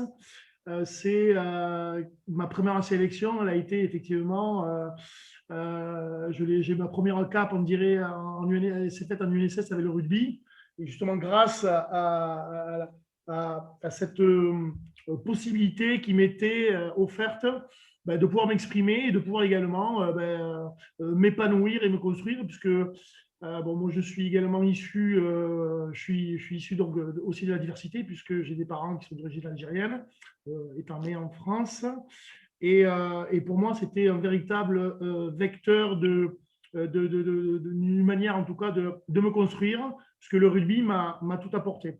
Aujourd'hui, j'ai été désigné comme pilote du comité local de coordination. Alors, c'est quoi un pilote de comité local de coordination en Nouvelle-Aquitaine?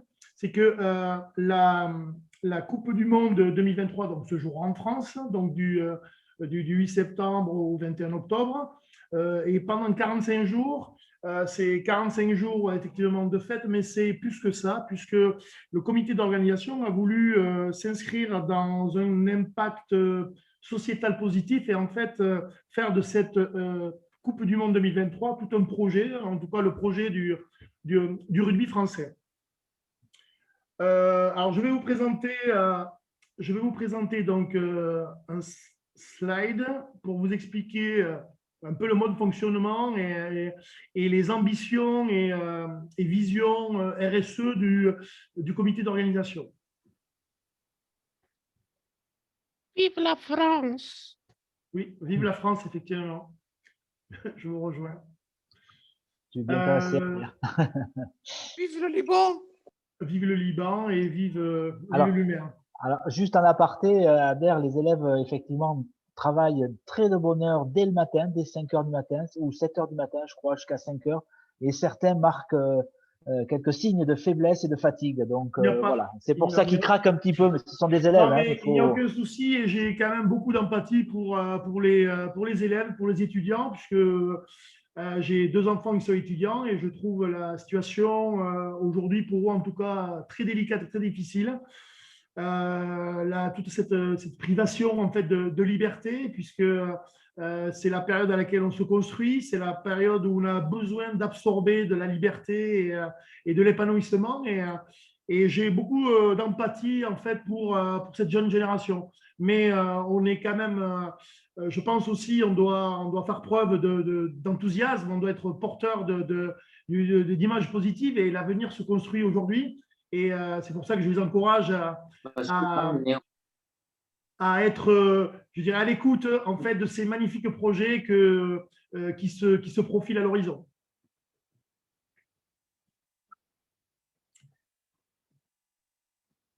On t'écoute, Abder. Ouais. Alors, donc la Coupe du Monde 2023, comme je le disais, donc ça c'est c'est la présentation qu'on a fait lors du lancement du comité local de coordination à Brive, le 28 septembre 2020. Il faut savoir que cette Coupe du Monde est tout à fait symbolique. En plus des thématiques et des ambitions et visions RSE, c'est qu'on va assister donc à la 10e édition de la Coupe du Monde 10e édition de la Coupe du Monde de rugby. Et c'est un événement légendaire aussi, puisqu'on va fêter le bicentenaire du rugby, puisqu'on fera donc les 200 ans de la création du rugby, qui a été inspiré par un moment de folie, de génie, en tout cas d'audace, puisque l'audace a du génie et de la magie, de William Webb Ellis, qui, à l'occasion d'un match de foot dans une ville qui s'appelle Rugby, une ville un peu à l'écart, je dirais, de Coventry en Angleterre, a ramassé le ballon et allait le poser de l'autre côté de la ligne. Et c'est comme ça, en fait, qu'est né le rugby. Donc, c'est quand même toute une symbolique, et d'où le Graal, en tout cas, le trophée porte son nom. Alors ça, c'est quelques données qu'on a recueillies après cette Coupe du Monde, la dernière Coupe du Monde qui a eu lieu donc en 2019 au Japon. Alors, on regroupe 20 équipes. Alors, il faut savoir que la Coupe du Monde, qui est née en 87, qui a eu le premier jour en 87, ne regroupait que 16 équipes à l'époque. Voilà. Depuis la Coupe du Monde 91, on est sur 20 équipes. Donc, elles touchent 5 continents. Donc, il y a 620 joueurs qui vont venir pendant 45 jours, donc évoluer et s'exprimer pour cette compétition. Sur un point de vue économique, les retombées sont bien évidemment considérables, puisqu'il y aura à peu près 4,7 milliards de retombées sur cette période-là, avec un taux de remplissage de 99%. 5 044 €, ce sera la dépense en moyenne par un supporter étranger, puisqu'on attend plus de 600 000 visiteurs en France pour 857 millions de téléspectateurs. Alors, pour info, sur le Japon, on est à 5 044 €. Sur la Coupe du Monde en 2015, qui avait lieu donc en Europe et en Angleterre, elle était de 2 760 €. Donc, autant vous dire qu'il y a véritablement une capacité, un pouvoir d'achat qui est beaucoup plus important. Alors, un événement d'anthologie, comme je le disais, 45 jours de compétition sur l'ensemble du territoire. Donc, la fête partout en France. Et alors, il faut savoir qu'il y a 10 villes hôtes. Ces villes hôtes sont des villes qui vont accueillir donc une compétition, c'est-à-dire des matchs pendant la Coupe du Monde.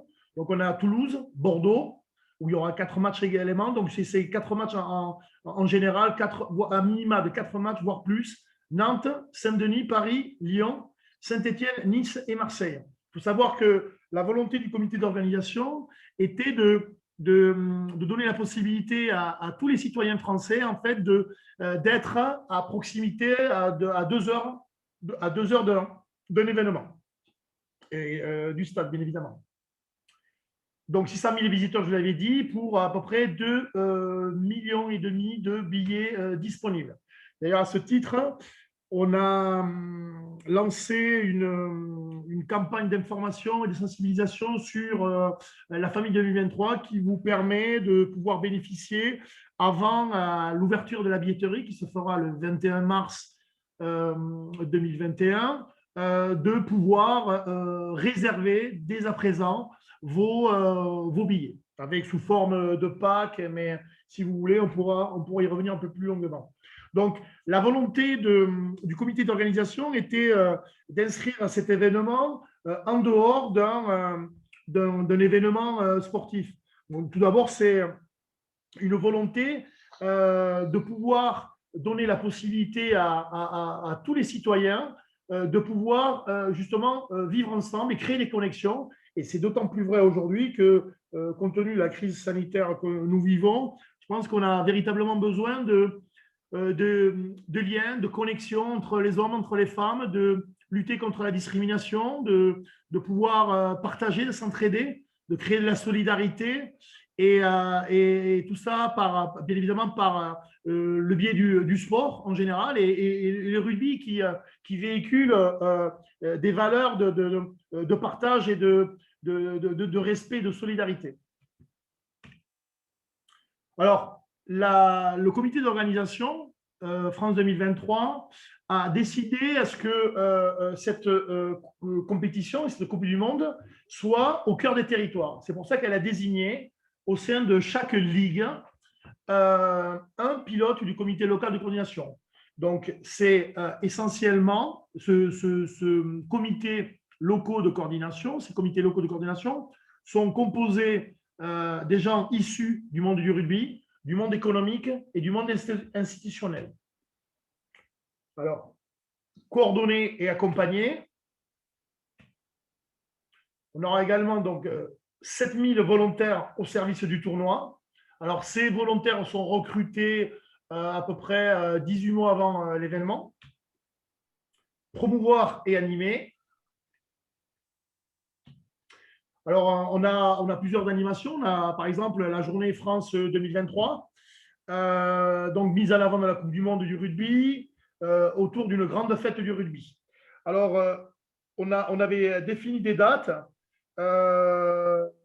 Bon, après, compte tenu du contexte sanitaire, ces dates sont reportées à une date prochainement, en fait, et on va, notamment par rapport à une thématique qui s'appelle Rugby à cœur. On attend donc en fait des éléments complémentaires par rapport au ministère de l'Éducation nationale, puisque ce que veut faire le comité d'organisation aussi, c'est organiser des chants auprès de toutes les écoles de manière à leur apprendre justement les hymnes des différentes nations. On a également un train du rugby, le Wheel Up 2023 Tour, qui est parti symboliquement en 2020, le 8 septembre de la gare de Lyon, et qui a fait tout le tour de la France, qui a sillonné tout le tour de la France pour aller justement au cœur des territoires. Alors, compte tenu justement du fait que, et par rapport justement au confinement et à ces règles sanitaires, on n'a pas pu malheureusement animer les quais des gares, mais le train du rugby repassera en septembre 2022. Je peux vous garantir que ça sera très animé, il y aura beaucoup de fêtes. Donc, je vous disais, donc, participer à la promotion de la billetterie, inscription sur le site. Donc, on parle de la famille France 2023 et à l'intérieur de cette famille France 2023, on peut également aussi sélectionner son club de cœur qui pourra bénéficier d'une dotation à hauteur de 1 000 euros de matériel, puisque je ne sais pas si vous le savez, mais compte tenu de l'impossibilité pour les clubs amateurs de jouer et d'évoluer aujourd'hui, tous les clubs sont en stand-by aujourd'hui et bien évidemment, c'est très problématique. Donc, on est là aussi pour donner de l'enthousiasme. Donc, on a un kit de communication, une marque label, transmettre et pérenniser.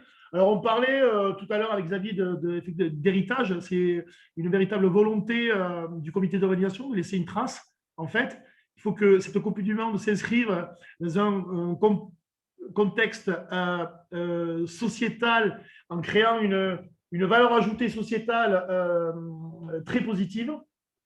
Et on a créé, donc le comité d'organisation a créé, d'ailleurs c'est sa première initiative, c'était le fonds de dotation. Alors le fonds de dotation, c'est un fonds de dotation qui a pour but donc, et mission de financer ou cofinancer toute œuvre ou action d'intérêt général qui vise à promouvoir les vertus du rugby, développer la pratique du rugby, faciliter l'accès à la pratique du rugby et surtout utiliser le rugby comme outil d'inclusion et d'insertion.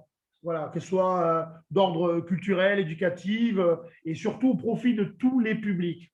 Alors, cette volonté-là, c'est mobiliser donc le tissu économique de proximité et de manière, tout en respectant, 5 enjeux de société majeurs qui sont l'éducation, l'handicap, l'égalité des chances, l'égalité femmes-hommes, lutte contre la discrimination et tout ce qui touche éventuellement à la protection de l'environnement, de la planète et au développement durable. D'ailleurs, à ce titre, le comité d'organisation avec le groupement d'intérêt public, parce qu'il faut savoir que la gouvernance de cette Coupe du Monde 2023 est orientée sur un GIP, un groupement d'intérêt public, avec une constitution faite avec l'AFFR qui a 62% des droits, l'État qui a 37% des droits et le Comité national olympique des sports français qui a 1% des droits. Donc en fait, cette volonté de ce groupement d'intérêt public a pour objet également un projet éco-responsable. Donc tout à l'heure, on parlait avec Xavier de tout ce qui touchait à l'éco-responsabilité. Et à travers ça, en mars 2017, donc la Coupe du Monde 2023 s'est inscrite dans une démarche de respect de l'environnement à travers la signature d'une charte avec 15 engagements éco-responsables des événements sportifs. Bon, pour cela, vous donner quelques exemples, c'est à minima 50% minimum d'alimentation responsable, 80% minimum de déplacements effectués en mobilité active, transport collectif ou covoiturage, 80% des achats intégrant des critères de sélection RSE, on a 20% des déchets en moins et 60% de déchets réutilisés, recyclés et valorisés, 100% des sites naturels respectés, 100% de la consommation d'énergie et d'eau maîtrisée et optimisée, 100% des sites dédiés au public, accessibles aux personnes en situation de handicap et 100% des bénévoles valorisés.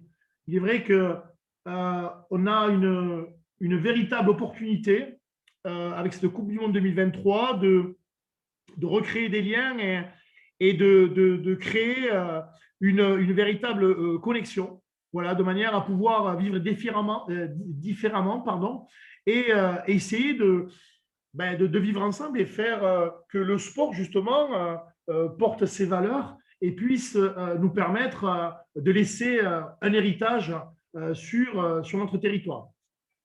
Ok, très bien. Adair, une minute, conclusion? Tu as dépassé le temps imparti, mais bon, vas-y. Si j'ai dépassé le temps… Non, mais vas-y. 2 minutes. On te laisse 2 minutes. Les grandes dates. Alors, on a donc sur le site de Bordeaux, on a un directeur de site à Bordeaux. Que vous dire de plus? Bon, je vais parler tout à l'heure du rugby en chœur. Bon, tirage de la Coupe du Monde, il faut savoir qu'on a la chance et le privilège de pouvoir affronter la Nouvelle-Zélande dans notre poule, ce qui est quelque chose de remarquable, puisque depuis le 4 décembre 2021, on sait que en fait, l'enjeu sociétal que s'est fixé le comité d'organisation sera également renforcé par cet enjeu sportif, puisque quoi de plus beau que de rêver en fait d'affronter la Nouvelle-Zélande déjà en phase de poule. Ouverture à Métairie, merci pour votre attention. Voilà. Très bien, merci Adair, parfait. Est-ce que tu peux départager, s'il te plaît, ton document? Voilà, parfait. Merci pour ton intervention. On cède la parole à Claude Dorioren, qui lui va nous parler donc de l'UNSS et des grands événements sportifs, de l'accompagnement qu'on a pu avoir autour des quelques événements sportifs qu'on a pu vivre au Matmut. Claude, je te donne la parole. Sorry, mais avant, est-ce que je peux demander aussi allez-y, question à M. Abdelrahman. Quelles sont les sources de financement des clubs professionnels de rugby en France? Est-ce qu'on peut les classer par ordre, par exemple, collectivité locale ou sponsor? En fait, il y a les collectivités territoriales. Après, c'est sous forme soit de mise à disposition d'infrastructures. C'est également, déjà rien que le fait des infrastructures, c'est déjà énorme. Et après, il y a également beaucoup de tout ce qui touche aux hospitalités, à la billetterie, au partenariat. En fait, c'est essentiellement des partenaires privés qui viennent effectivement, qui sont partenaires du club, quoi, pour le mode de fonctionnement. Il y a même certains clubs qui ont des mécènes, ou même voire un mécène. Oui. De moins en moins, puisque c'est quand même dangereux, et surtout on le voit actuellement. Mais… Sachant que oui, aujourd'hui, on le voit différemment, parce que avant le mécène préférait rester en retrait. Aujourd'hui, on a plus le mécène a envie d'être mis un peu en avant, mais surtout, en tout cas, il va s'attacher à connaître la traçabilité en fait des fonds et savoir véritablement à quoi ça sert. Voilà, aujourd'hui, on est plus dans cette optique-là. Okay. Mais c'est surtout tout ce qui touche à la billetterie, les hospitalités, le sponsoring. Les médias. Les médias, voilà, également aussi pour le sport professionnel. Les droits TV qui sont importants aussi. Très bien. Voilà. Claude, à toi. Hop. Rebonjour à tous. Donc, je vais essayer d'être court puisqu'on a eu ces 3 interventions très détaillées. Peut-être essayer de récapituler un petit peu tout ce qui a été dit pour que nos amis qui sont venus prendre de l'information comprennent bien ou un peu mieux, bien se mettre dans la tête, puisqu'on était sur l'événementiel sportif, sur les grands événements, qu'un grand événement, ça n'a rien à voir avec les petites organisations que l'on vit le dimanche sur le terrain. Un grand événement, qu'est-ce que c'est? C'est d'abord quelque chose qui rassemble du monde, c'est quelque chose qui doit être vu, c'est quelque chose dans lequel il y a des métiers, c'est quelque chose dans lequel il y a des bénévoles ou des volontaires, c'est-à-dire des gens qui apportent gracieusement, volontairement, gratuitement leur aide. Ce sont des partenariats et c'est aussi donc du spectacle avec toute la dimension télévision, droit de télévision, vente d'images et captation d'images. Je pense pouvoir également vous parler un petit peu des grands événements parce que aussi bien Christian Durieux qui anime ce webinaire que moi, nous participons systématiquement aux grands événements qui sont organisés sur le territoire de l'Académie de Bordeaux, donc plus généralement à Bordeaux. Ça a été le cas pour l'Euro 2016, c'est-à-dire la Coupe d'Europe de football 2016 à Bordeaux, qui a accueilli 5 matchs, la ville de Bordeaux. Ça a été le cas pour les demi-finales du top 14, le top 14 étant le championnat de France de rugby. Ça a été le cas pour la finale de la Coupe de la Ligue qui a opposé le PSG à Monaco. Donc, ce qu'on y a vu, nous, en étant au cœur de l'événement, et comment on a été au cœur de l'événement, parce que quand je vous dis, pour l'instant tout va bien, quand je vous dis qu'il y a des partenariats, il y a aussi des partenariats sans contrepartie financière. Et nous, l'UNSS, le sport scolaire français, nous sommes souvent interpellés, on nous demande de venir pour apporter notre contribution à l'événement. Et notre contribution, ça a été par exemple d'assurer les cérémonies d'ouverture. Et les cérémonies d'ouverture, ça nous amène à être au cœur de l'événement, sur le stade, et de voir tout ce qui s'y passe. Et tout ce qui s'y passe, qu'est-ce qu'on voit? On voit qu'il y a plus d'une centaine de métiers, pas de participants. Hein. Des participants, il peut y en avoir 600, 700, 1000 et bien plus. Mais une centaine de métiers qui concourent à la réussite des événements. Alors, je vais essayer de couper le son à je ne sais pas qui parle. Je continue. Donc, ces métiers, si vous prenez tous les métiers que vous connaissez, tous les secteurs de métiers, volontairement, la médecine, le droit, le journalisme, la défense, l'organisationnel, le développement durable, le transport, la restauration, vous prenez tous les métiers qui vous passent par la tête, et vous mettez sport en face et grand événement en face, et comme on dit, ça match. C'est-à-dire que pour réussir un grand événement, tous ces métiers, et il y a des gens qui se spécialisent dans le secteur du sport, mais concourent à la réussite des événements. Et Christian et moi, nous avons pu donc être volontaires. J'ai même pu, moi, faire partie, et ça me permet de répondre à une question, je crois, de Marjolaine. Comment devient-on volontaire sur un événement? J'ai pu, pour l'Euro 2016, faire partie du groupe de 12 personnes qui a sélectionné tous les volontaires, tous les bénévoles. Comment on le devient? Il y a un appel d'offres qui est fait, enfin un appel à volontaires, et ils sont auditionnés, et ces volontaires peuvent être, si c'est en France, français, étrangers, c'est même bien de maîtriser plusieurs langues. Et en fonction des compétences, de la motivation, de ce qu'on a fait auparavant, on vous place sur tel ou tel secteur d'activité. Il y a des volontaires, mais il y a aussi donc des métiers. Donc sur un même événement cohabitent des professionnels comme Xavier, comme Abderrahman, pardon, et des bénévoles. Et tout ça, quand il y a un chef, un grand chef que sera certainement Abderrahman, et que, comme il est, je veux dire, mais c'est aussi de la gestion, ce qu'on appelle la GRH, de la gestion de ressources humaines, pour pouvoir faire cohabiter toutes ces compétences et tous ces statuts, parce qu'on ne s'adresse pas de la même façon à des bénévoles qu'à des professionnels. Donc, nous, l'UNSS, au stade de Bordeaux, dans le grand stade de Bordeaux, d'ailleurs, comme le disait Xavier, on ne parle même plus de stade.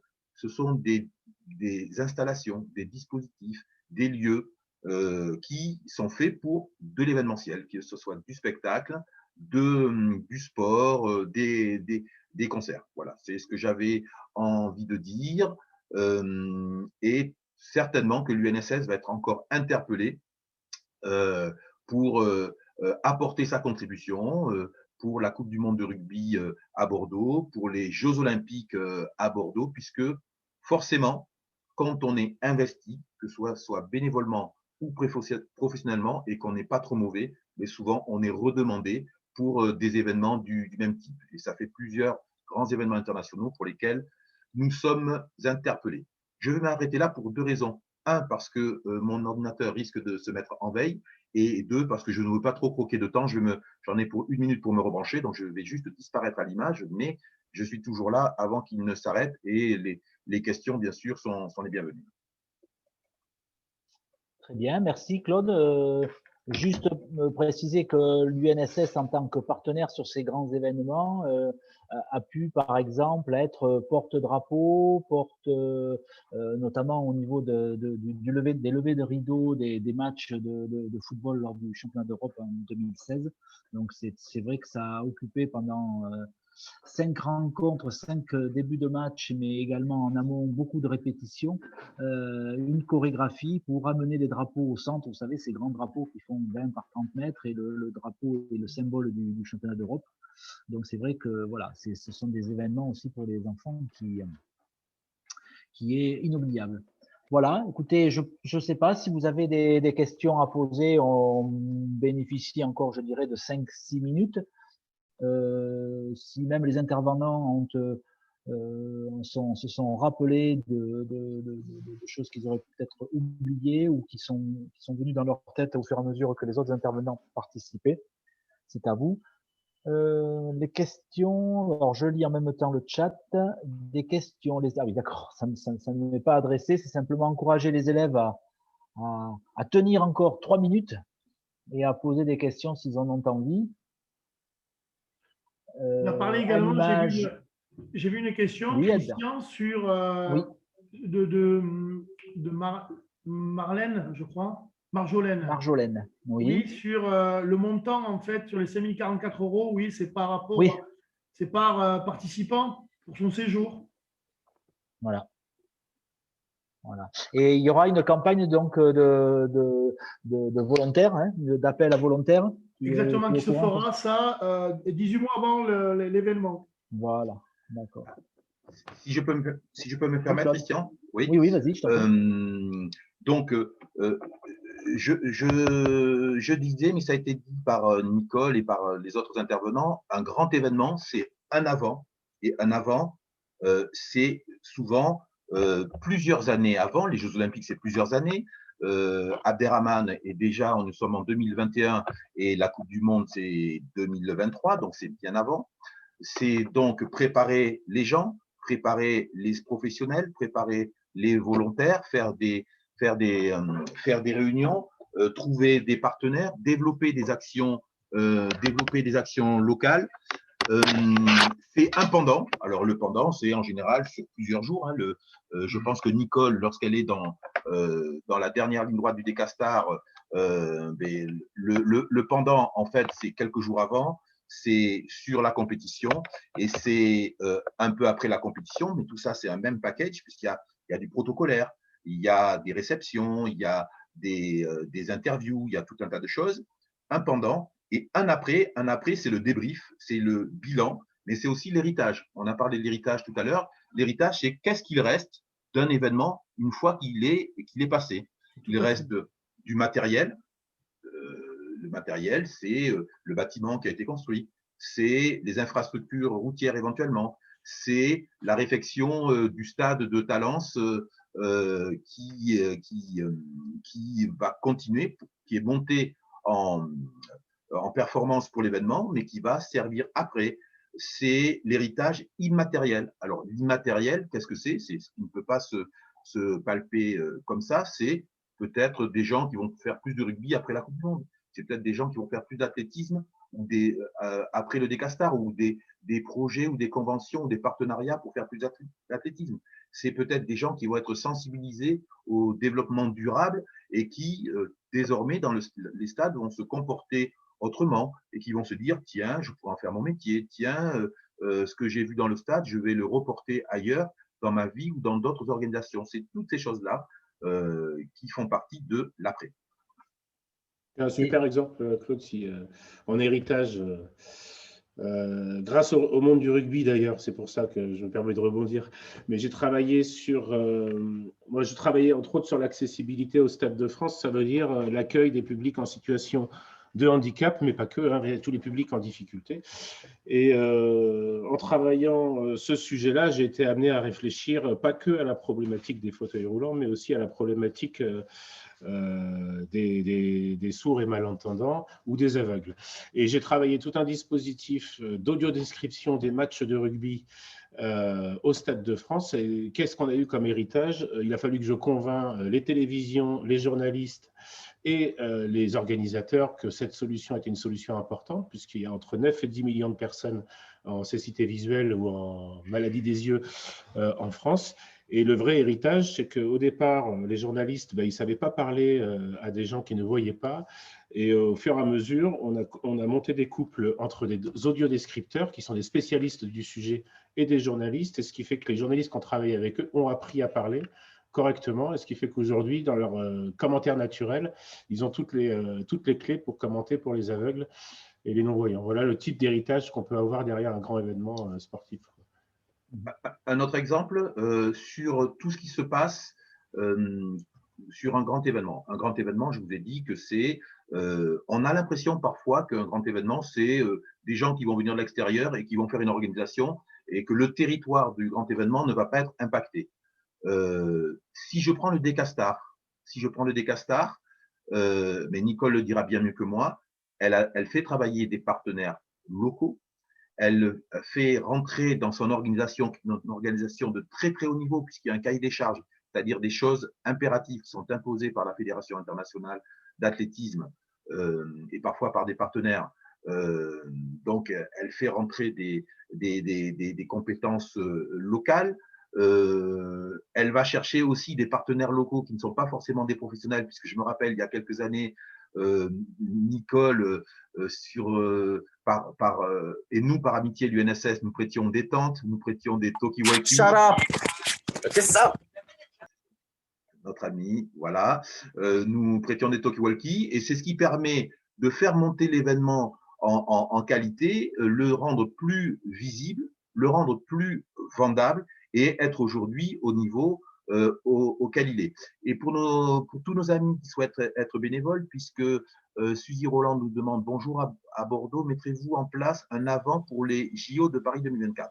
Alors, très souvent, en tout cas en France, lorsque la France organise des grands événements, JO, Coupe du Monde, Championnat d'Europe, les différents ministères et le privé qui est l'organisateur montent ensemble des programmes.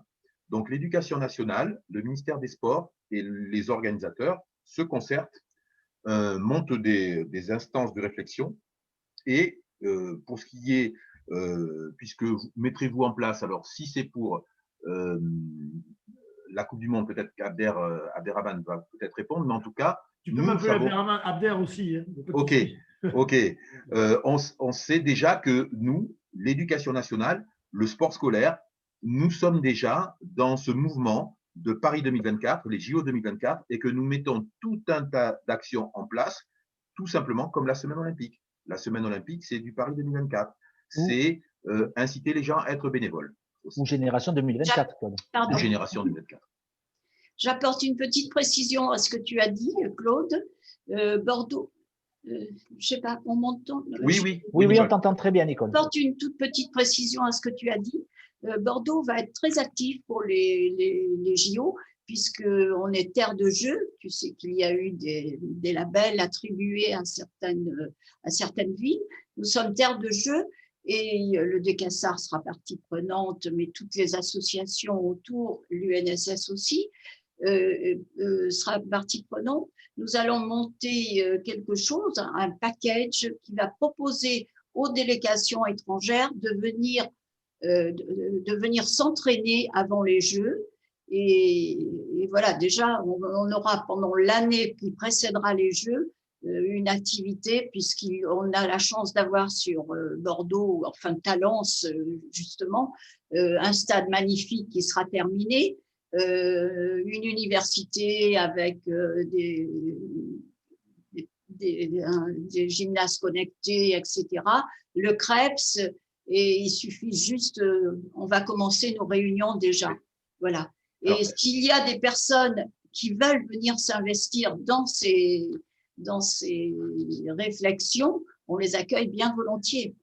C'est ce qu'on appelle, et je donne la parole à Adair ensuite, c'est ce qu'on appelle, en termes pas scientifiques, mais qu'on n'utilise pas tous les jours, un écosystème. C'est-à-dire que sur place, sur le site, mais se développe tout un tas de connexions, de réseaux, de gens qui ont envie de se réunir autour d'une même action, d'un même projet et apporter leur contribution. Première chose. Deuxième chose, quelque chose aussi qui est très important par rapport au financement, en tout cas aux ressources d'un grand événement. Bon, il y a la billetterie, bien sûr, il y a les droits TV, bien sûr, et il y a ce qu'on appelle les hospitalités, dont on a parlé tout à l'heure. Une hospitalité, qu'est-ce que c'est? Il y a plusieurs niveaux lorsque je vais voir sur un événement sportif. Soit j'achète mon ticket, je rentre dans le stade de foot ou le DECASTAR ou un match de rugby, je regarde le match et je m'en vais. En général, il y a aussi, je m'en vais, mais j'ai consommé un petit peu de sandwich, j'ai acheté le maillot du club, etc., etc. Et puis, ensuite, l'organisateur prévoit des hospitalités, des prestations qui, en fonction du coût, de la gamme, vous allez pouvoir avoir un siège mieux placé. Vous allez pouvoir avoir un verre qui va vous être servi ou un sandwich. Vous allez pouvoir avoir accès à un salon VIP. Vous allez pouvoir avoir accès à la visite du stade. Vous allez pouvoir avoir accès à des loges plus ou moins luxueuses. Vous allez pouvoir rencontrer les joueurs après le match dans la zone mixte ou dans les vestiaires ou à des réceptions. Donc, c'est en fait des packages. Là, je paye 100 €, c'est un exemple, j'ai droit à ça. Je paye 150 €, mais j'ai droit à ça. Je paye 1000 €, j'ai droit à ça. Des repas de gala, des repas de bienfaisance, des soirées d'honneur. Et je sais que ce soit le DECASTAR, que ce soit l'Euro 2016 et forcément la Coupe du Monde, toutes ces hospitalités sont comprises. Adair ? Ouais. Sachant que, pour rebondir sur ce que tu disais, Claude, très justement, mais en fait, le comité d'organisation de la Coupe du Monde 2023 a voulu donner la possibilité à tous les Français de pouvoir accéder à ces matchs. Et pour ça, ils ont fait un véritable effort sur les tarifs de la billetterie, en fait, parce qu'il y aura des billets à 5 €, à 10 €, de manière à ce que ce soit accessible à tout le monde, avec également pour les associations, il y aura des dons, il y aura des remises qui seront faites sur la billetterie. En fait, on veut véritablement que ce soit une fête pour l'ensemble des territoires français. Tout à l'heure, on parlait d'héritage. Il faut savoir que le comité d'organisation, je n'ai pas eu le temps d'en parler parce qu'il y a tellement de choses qui sont intéressantes, mais c'est Campus 2023, puisque la volonté du comité d'organisation a souhaité laisser donc un héritage et former 2023 apprentis au métier du sport. Alors, c'est tout type de métier du sport en général, pour justement donner la possibilité à des clubs, quelle que soit leur activité, de pouvoir se structurer et de pouvoir amener des compétences par rapport à la jeunesse. Donc, il y a eu un appel à candidature pour Campus 2023 qui s'est terminé à la mi-janvier et qui touchait essentiellement des gens ayant le bac, c'est bac plus 3 et bac plus 5, avec master et autres, avec la possibilité justement de pouvoir être rémunéré déjà par le comité d'organisation et exercer son activité, venir en soutien des clubs pour pouvoir créer et devenir demain les futurs professionnels du monde du sport. Parce que il faut savoir qu'en France, et là je rebondis sur ce que tu disais, Xavier, tout à l'heure, très justement, on t'avait, je crois que c'est Zadi, qui te posait la question de savoir par rapport à cet héritage qu'on a laissé et comment, qu'est-ce qu'allait devenir en fait le village olympique. Mais en fait, l'élément déclencheur a été la façon dont s'est organisé les Français pour les compétitions et l'élément déclencheur a été l'Euro 2016 en football, puisqu'il y a eu une multitude de stades et aujourd'hui, en France, on fait partie, sur le plan de vue mondial, on joue les premiers rôles en termes d'accueil d'événements internationaux.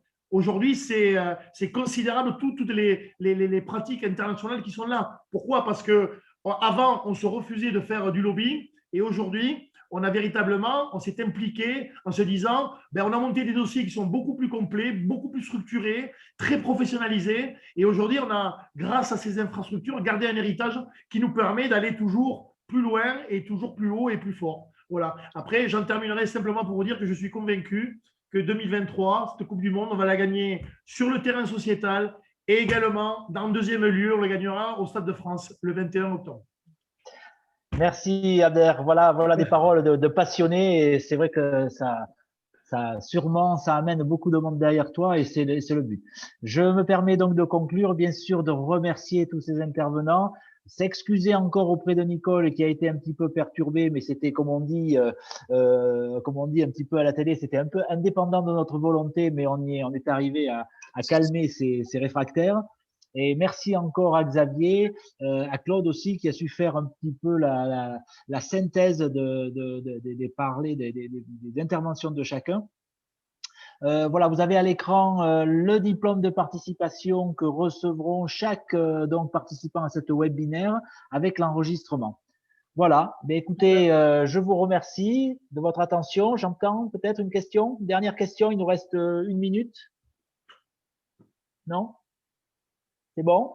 Eh bien, écoutez, merci encore. Et puis, rendez-vous en 2023, rendez-vous en 2024 pour tous. Rendez-vous très vite. Merci Marjolaine. Merci Marjolaine à toi aussi.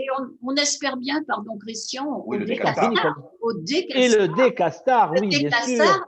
Mais bien sûr. 18 et 19 septembre 2021. Oui, surtout qu'on a été privé là ces années et donc voilà. Et n'hésitez pas à venir le vivre de l'intérieur si vous avez envie de connaître un grand événement. Très bien. Merci au collège et lycée du Liban. Merci à Marjolaine en tant que chef d'établissement. Merci à tous et à bientôt. Au revoir. Au revoir. Merci. Au revoir. Au revoir. Merci, au revoir. Au revoir, merci.